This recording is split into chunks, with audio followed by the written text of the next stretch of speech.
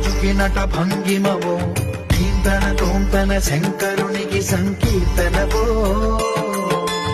ఈశ్వరుడే అనునిత్యం తనలో తలచుకునే ఓంకారమువో శివ హృదయం కరిగించే ఆ పంచాక్షరివో